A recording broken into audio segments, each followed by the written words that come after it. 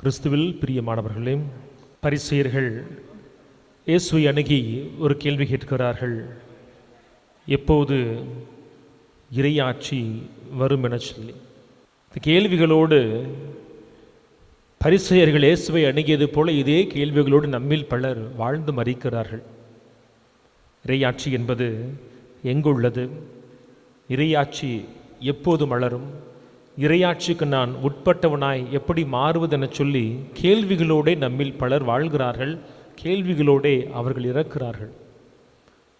இந்த இறையாட்சியினுடைய தன்மையை, அது எப்போது பிறக்கும், எங்கு பிறக்கும், எந்த காலத்தில் பிறக்கும் என்பதை புரிந்து கொள்வதற்கான ஆற்றல் நமக்கு உண்டா என்பதை நாம் யோசித்து பார்ப்பதற்காகத்தான் இன்றைய நாளினுடைய இறை வார்த்தைகள் நமக்கு கொடுக்கப்பட்டிருக்கின்றன.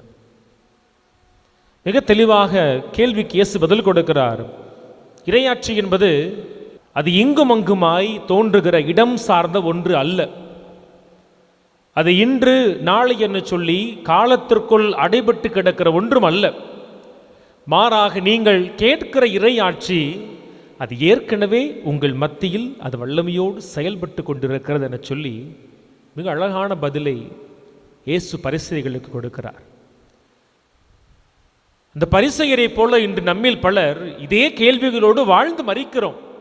எப்போது இறையாட்சி வரும், எப்போது அது மலரும்னு சொல்லி.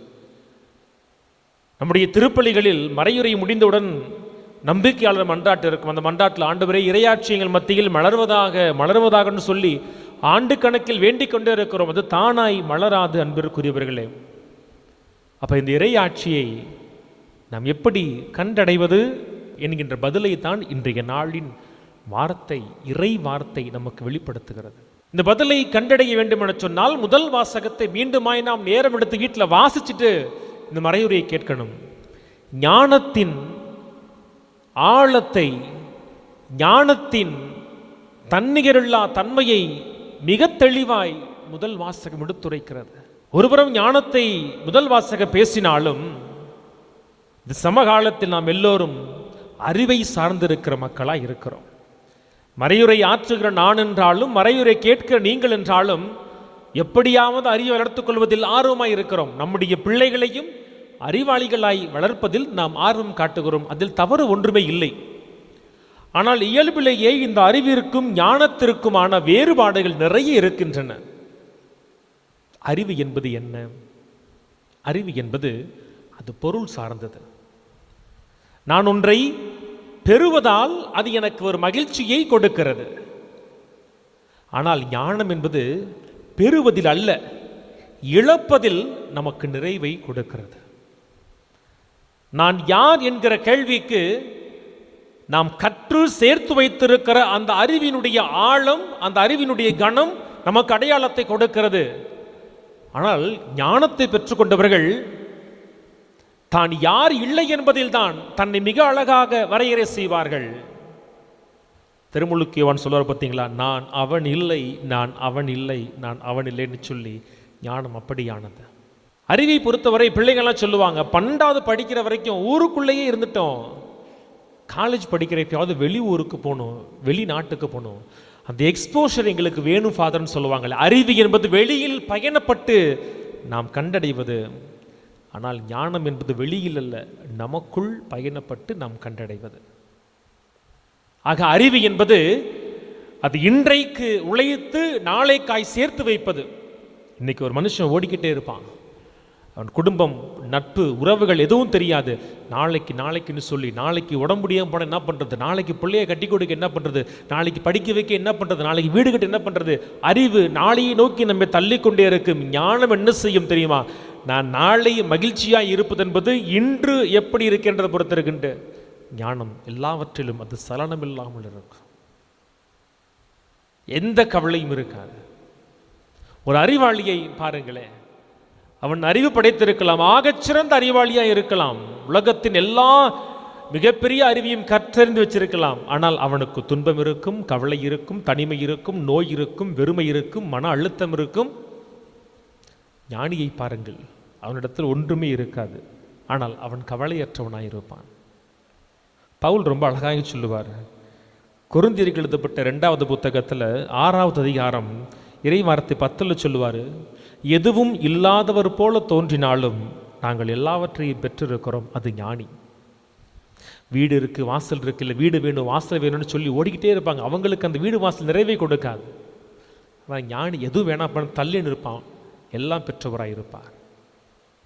ஒரு அறிவாளியை பாருங்கள், தன் துன்பத்தை தன் மரணத்தை தள்ளி போடுவதில் அவனுக்கு அலாதி பிரியம். ஆனால் ஞானிகளை பாருங்கள், கடவுளுக்காய் மரித்த மறைசாட்சியராகட்டும் எல்லோருமே தங்கள் உயிரை காத்துக்கொள்வதில் மகிழ்ச்சி அடையலை. இந்த உடைமை வேணுமா? கடவுளை அடைவதற்கு உடைமை தடையாக இருக்கா? தேவையில்லை. கடவுளை அடைவதற்கு உறவுகள் தடையாக இருக்கா? தேவையில்லை. கடவுளை அடைவதற்கு என் தாய் தகப்பன் தடையாக இருக்கா? தேவையில்லை. கடவுளை அடைவதற்கு இந்த உயிர் தடையாக இருக்கா? தேவையில்லை. கடவுளை அடைவதற்கு இந்த உலகம் தடையாக இருக்கா? தேவையில்லை. தூக்கி போறேன்னு சொல்லி எல்லாவற்றையும் இழப்பதில் மகிழ்ச்சி கண்டார்கள். ஆகவே தான் இவர்கள் அறிவாளிகள் வாழ்வதில் அர்த்தத்தை கண்டுபிடித்த பொழுது ஞானிகள் இறப்பதில் அர்த்தத்தை கண்டுபிடித்தார்கள். அந்த ஞானம் யாருக்கு இருக்குதோ அவர்கள் மத்தியில் இருக்கிற இறையாட்சியை கண்டுகொள்வார்கள். மீண்டுமாய் பவுல் அழகாய் சொல்லுவாரே, கொரிந்தியருக்கு எழுதிய முதல் புத்தகத்தில் 4வது அதிகாரத்தில் 20வது வார்த்தையில் சொல்லலாம், இறையாட்சி என்பது அது பேச்சில் அல்ல, அது செயல்பாட்டில் இருக்குப்பா. அடுத்த ஒரு 50 ஆண்டுகளில் இறையாட்சி வரும்னு சொன்னால் மனிதன் கவலைப்பட மாட்டான். பற்றி நம்ம வாழ போகிறதே இல்லை.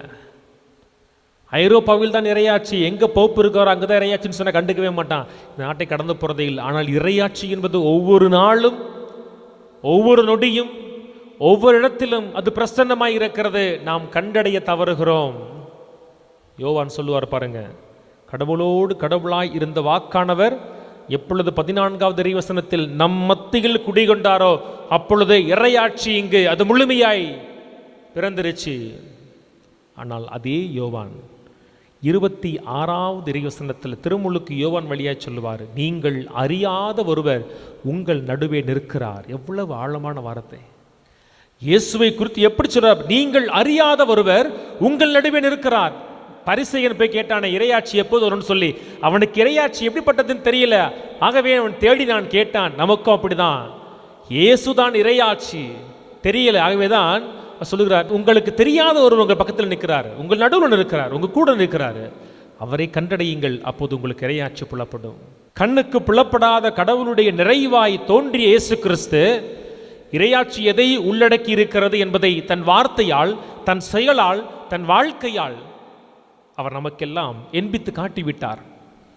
அதை காண்கிற நாம் எப்பொழுது வாழ்கிறோமோ, எங்கு வாழ்கிறோமோ அந்த நாளில் அந்த இடத்தில் இறையாட்சி பிறக்கும். ஆனால் நம்முடைய அறிவு என்ன செய்து தெரியுமா? அது ஞானத்தை விட சற்று வித்தியாசமானது. உண்மையை அது அறிந்திருந்தாலும் அந்த உண்மையின் பக்கம் போகாது. இந்த அறிவு எப்பொழுதுமே இந்த பொருள் என்கிற உடல் சார்ந்து நம்ம இழுத்துக்கிட்டே இருக்கும். 2 உதாரணம் சொல்கிறேன், ரெண்டுமே திருப்பள்ளி கருத்துக்கள் தான். ஒரு குடும்பத்தில் வேண்டியிருந்தாங்க, ஆண்டவரே குடும்ப சமாதானத்திற்காக திருப்பள்ளி ஒப்பு கொடுக்குறேன்னு சொல்லி பூசை முடிஞ்சோன்னு கேட்டேன், எனக்கா சமாதானத்துக்காக வேண்டுனீங்களே, பிரச்சனை என்ன முடியலையா? அண்ணன் பேசுனாங்களா? நேற்று வந்துச்சு. மனுஷன் பேசுவான் அதுட்ட? மனிதன் குடும்ப சமாதானத்தை ஆலயத்தில் தேடுகிறான். இல்லத்தில் இதற்கான வாய்ப்பு வருகிற பொழுது அதை வாழாத ஒரு சூழல். ஆண்டவரை என் பேர பிள்ளைக்கு அறிவை கொடு, ஞானத்தை கொடு, இறை அச்சத்தை கொடுன்னு சொல்லி ஒரு திருப்பள்ளி கருத்து வருது. கொஞ்ச நாளைக்கு முன்னாடி தான் மறையுறை வச்சிருந்தோம் ஒரு இடத்துல. ஆண்டவரிடத்தில் கொள்ளுகிற அச்சம் ஞானத்தினுடைய தொடக்கன்னு வாசிக்கிறோம். ஆனால் அது மட்டும் கிடையாதுங்க. ஆண்டவரிடத்தில் கொள்ளுகிற அச்சம் தான் ஞானத்தின் நிறைவு, ஞானத்தின் மணிமுடி, ஞானத்தின் நிறைவுன்னு வாசிக்கிறோமே அப்படின்னு சொல்லும்போது எல்லாத்தையும் சேர்த்து போட்டு ஒரு திருப்பள்ளி கருத்து. திருப்பள்ளி முடிச்சோன்னே பிறந்த நாளை கொண்டாடுற பேரன் பூசைக்கே வரல. ஏன் பூசைக்கு வரல? இல்லை இன்னைக்கு பிறந்த நாள், அதனால் அவங்க அம்மா அப்பாலாம் சேர்ந்து வெளியே ஒரு அவுட்டிங் போயிட்டாங்க, பூசைக்கு வரலையா? அப்போனா பங்குல நடக்கிற மறைக்கல்வி உங்கள் பேரப்பிள்ளை போலையா? போல. இறையச்சம் எங்கேருந்து வரும்? பிறந்த நாளில் ஆண்டவருடைய சன்னிதானத்திற்கு கொண்டு வந்து ஆசீர்வாதம் வாங்க முடியல, அன்னைக்கு அவுட்டிங் போயிட்டாங்க. இறையாட்சியை வாழ்வதற்கான வாய்ப்புகள் நம்ம சுற்றி நிறைய இருக்கிறது.